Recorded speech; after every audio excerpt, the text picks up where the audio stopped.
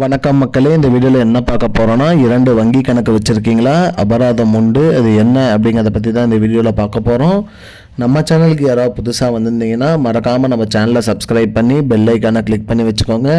இந்த வீடியோவுக்கு ஒரே ஒரு லைக்கை மட்டும் கொடுத்துருங்க. வாங்க வீடியோக்குள்ளே போகலாம். பொதுவாக பார்த்திங்கன்னா மக்கள் அனைவருமே 2-3 வங்கி கணக்குகளை பயன்படுத்திட்டு வராங்க.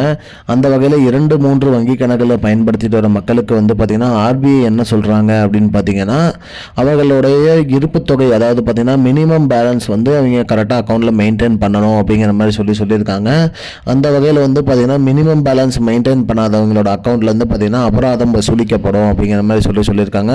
குறிப்பாக பார்த்தீங்கன்னா நீங்கள் பேங்க்கில் அக்கௌண்ட் ஓப்பன் பண்ணும்போதே பார்த்தீங்கன்னா 0 பேலன்ஸ் அக்கௌண்ட்டு, 1000 ரூபாய் மினிமம் பேலன்ஸ் மெயின்டைன் பண்ணணும், இல்லை 5000 ரூபாய் மினிமம் பேலன்ஸ் மெயின்டைன் பண்ணணும். அந்த மாதிரி பார்த்தீங்கன்னா நிபந்தனைகள் இருக்குது.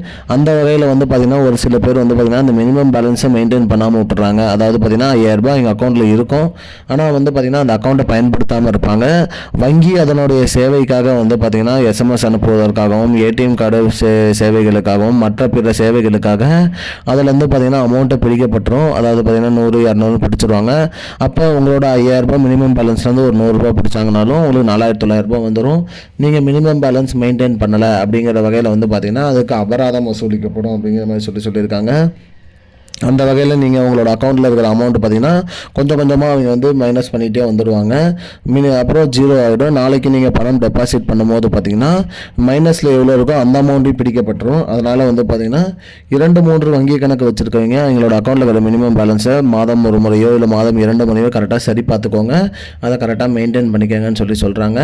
இதுதான் மக்களே இப்போதைக்கு முக்கியமான பயனுள்ள தகவல். இது போன்ற பயனுள்ள தகவலை தெரிஞ்சுக்கொள்ள நம்முடைய சேனலை மறக்காமல் சப்ஸ்கிரைப் பண்ணுங்கள். இந்த வீடியோ உங்க ஃப்ரெண்ட்ஸ் அனைவருக்கும் ஷேர் பண்ணுங்க. நன்றி.